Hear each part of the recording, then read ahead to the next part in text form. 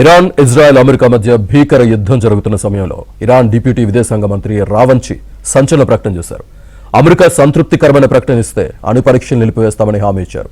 దీనిపై అమెరికా అధ్యక్షుడు ట్రంప్ నుంచి క్లారిటీ రావాల్సి ఉందంటూ స్కై న్యూస్ అరేబియాకు విదేశాంగ రావంచి స్పష్టంగా తెలిపారు. ఇదిలా ఉంటే ఖతర్, అజర్బైజాన్ దేశాలపై ఇరాన్ వరుస దాడులు చేస్తోంది. నిత్యం డ్రోన్లతో దాడులు చేస్తూ ఉండడంతో ప్రజలు హాడలిపోతున్నారు. అజర్బైజాన్లోని నక్షీవన్ విమానాశ్రయంపై టెహరాన్ డ్రోన్ దాడి చేయడంతో ఎయిర్పోర్ట్ ధ్వంసమైంది. హర్మూజ్ జలసంధిలో ఇరాన్ స్కైలెట్ అనే వెజిల్పై డ్రోన్ దాడి చేయడంతో 2 భారతీయులు మృతి చెందినట్లు సమాచారం. అందులో షిప్ కెప్టెన్ ఆశిష్ కుమార్, మరో వ్యక్తి ఉన్నట్లు అంతర్జాతీయ మీడియా చెబుతోంది. ఇదిలా ఉంటే శ్రీలంక వాసులను ఇరాన్ నేవీ షిప్ భయపెడుతోంది. నిన్నటి ఇరాన్కు చెందిన నేవీ షిప్పై అమెరికా దాడి చేయడంతో 100 మందికి పైగా మరణించారు. అయితే ఇప్పుడు శ్రీలంక తీరంలో ఇరాన్ షిప్ ఉండడంతో లంక నేవీ సిబ్బంది గుండెల్లో రైళ్లు పరిగెడుతున్నాయి. ఈ షిప్పుపై దాడి చేస్తే తమకు నష్టం వాటిల్లే అవకాశం ఉందని శ్రీలంక చెబుతోంది. ఇరాన్ యుద్ధం నేపథ్యంలో గల్ఫ్ దేశాలకు ఇటలీ ప్రధాని జార్జియా మెలోని కీలక ప్రకటన చేశారు. సైనిక పరంగా గల్ఫ్ దేశాలకు సాయం అందిస్తామని మెలోని ప్రకటించారు. 2000 ట్రూపులను ఖతర్, అబుదాబి, బహ్రాయిన్తో పాటు పలు దేశాలకు పంపిస్తామని తెలిపారు. ఇరాన్ డ్రోన్లను అడ్డుకునేందుకు పక్కా ప్లాన్ ప్రకారం ఇటలీ సైనికులు ముందుకెళ్తారని వెల్లడించారు. ఇప్పటికే యూకే, ఫ్రాన్స్, జర్మనీ దేశాలు పరోక్షంగా గల్ఫ్ దేశాలకు మద్దతిస్తూ ఉండగా తాజాగా మెలోని సైతం మద్దతు పలికారు. ఖతార్, అజర్బైజాన్పై ఇంకా ఇరాన్ దాడులైతే కొనసాగుతూ ఉన్న పరిస్థితి కనిపిస్తోంది. ప్రస్తుతం ఉన్న యుద్ధ నేపథ్యానికి సంబంధించి పూర్తి డీటెయిల్స్ మా కరెస్పాండెంట్ సతీష్ అందిస్తారు. సతీష్, శ్రీనివాస్, ఇరాన్ ఇజ్రాయెల్కి సంబంధించి 6వ రోజు యుద్ధం కొనసాగుతుంది. భీకరమైన పోరు కొనసాగుతుందని చెప్పాల్సింది. 2 దేశాలపైన కూడా భయంకరమైన పరిస్థితులు అయితే నెలకొన్నాయి. ఇక తాజాగా ఇరాన్కి సంబంధించి అమెరికా, ఇజ్రాయెల్ దళాల దాడులు, ఇరాన్లో 105 పౌర ప్రాంతాలు పూర్తిగా కూడా ధ్వంసమయ్యన్న అంశాన్ని కూడా ఇరాన్ స్పష్టం చేయడంతో పాటు ఇక ఇరాన్ రెడ్ క్రాస్ సంచలన వివరాలను కూడా వెల్లడించడం జరిగింది. ఇప్పటి వరకు మొత్తం 1332 దాడులు నమోదైనట్లు కూడా అధికారిక ఒక ప్రకటన చేయడం జరిగింది. దేశవ్యాప్తంగా 636 ప్రాంతాల్లో దాడులు జరిగినట్టు కూడా వెల్లడించడం జరిగింది. 14 వైద్య కేంద్రాల పైన ఇప్పటికే దాడులు గుర్తించామని కూడా ఇరాన్ లెక్కలు చెప్తుంది. మరోవైపు రెడ్ క్రిసెంట్ చెందిన 7 భవనాలు సైతం కూడా ధ్వంసం చేసినట్టు, ఇప్పటి వరకు 174 నగరాల్లో దాడులు జరిగినట్టుగా ఇరాన్ ఇప్పటికే ప్రకటించడం జరిగింది. ఇక దాంతోపాటు దాదాపు 1000కి పైగా మంది ఇప్పుడే పౌరులు చనిపోయారనే అంశాన్ని కూడా స్పష్టం చేయడం జరిగింది. అయితే యుద్ధాన్ని ఎక్కడ కూడా ఆపే ప్రసక్తే లేదనే అంశాన్ని కూడా ఇరాన్ స్పష్టం చేస్తున్న నేపథ్యం. ఇక ఇరాన్కి మద్దతుగా అనేక దేశాలు వస్తుంటే ఇజ్రాయెల్కి సైతం కూడా ఇటలీ కూడా మద్దతు తెలిపిన పరిస్థితి నెలకొంది. ఇటలీ నుంచి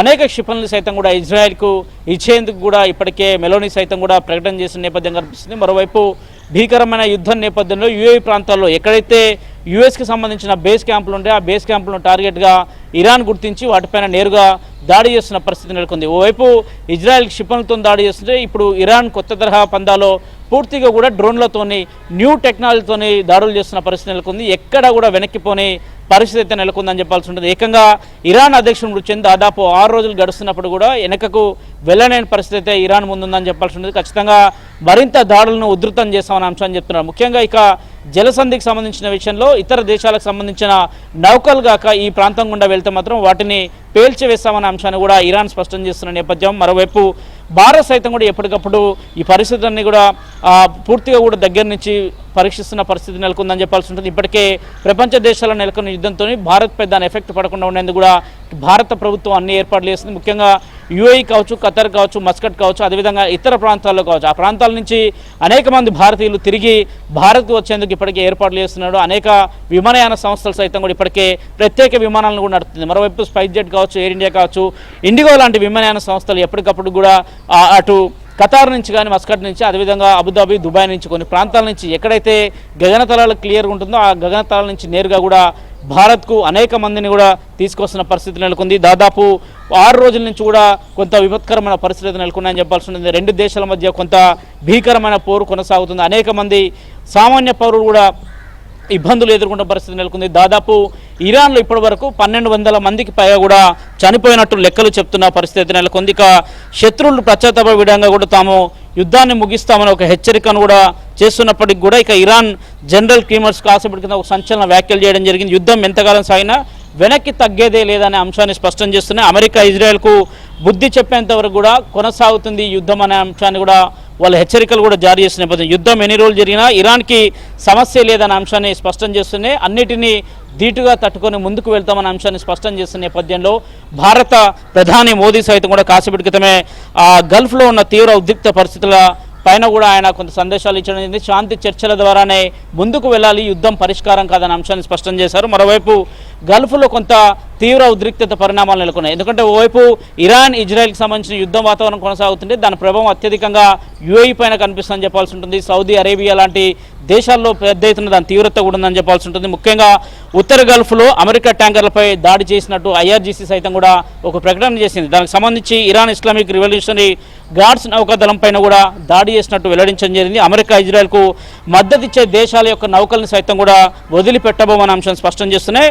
అలాంటి సైనిక వాణిజ్య నౌకలకు గల్ఫ్లోకి వెళ్ళనివ్వబోమని కూడా ఐఆర్జీసీ కీలక ప్రకటన చేస్తున్న నేపథ్యం. మరోవైపు యుద్ధ సమయంలో హార్మోజ్ జలసంధిపై నియంత్రణ పూర్తిగా ఇరాన్కు ఉంటుందని, ఖచ్చితంగా కూడా ఇరాన్ ఇందులో భాగస్వామ్యం కలిగి ఉంటుంది. తమ దేశం గుండా వెళ్లే ఏ నౌకలకు సంబంధించి అయినా కానీ పూర్తిగా చర్యలు చేపడతామనే అంశాన్ని స్పష్టం చేసిన నేపథ్యం.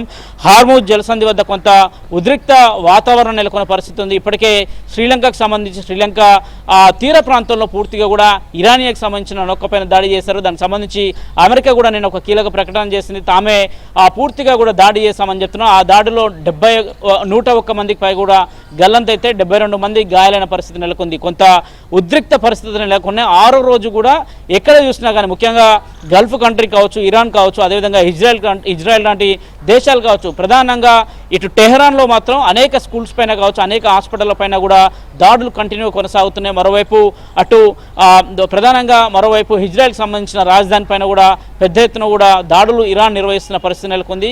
పరిస్థితులు చక్కబడేందుకు కూడా కొంత సమయం పట్టే అవకాశాలను, ఎక్కడ కూడా శాంతి ఒప్పందాలకు సంబంధించి ఏ దేశాలు కూడా ప్రస్తుతానికి ముందుకు రాని పరిస్థితి నెలకొంది. భారత్ లాంటి దేశాలు మాత్రం కొంత చర్చలు జరపాలి, సామూహికంగా కొంత చర్చించుకుంటేనే బాగుంటుందనే అంశాన్ని స్పష్టం చేస్తున్నప్పుడు కూడా ఆ దేశాలకు కొంత నచ్చజెప్పే ప్రయత్నం చేస్తున్నప్పుడు కూడా ప్రస్తుతానికి మాత్రం ఇరాన్ ఇజ్రాయెల్లో కొంత భీకరమైన పోరు అయితే కొనసాగుతుందని చెప్పాల్సి ఉంటుంది. అమెరికా సైతం కూడా సంయుక్తంగా కూడా ఇజ్రాయెల్కి మద్దతు ఇవ్వడంతో పూర్తిగా దాడుల్ని రెట్టింపుగా కూడా ఇజ్రాయెల్ ఇరాన్ పైన చేస్తున్న పరిస్థితి నెలకొంది. Srinivas, right, thank you very much Satish.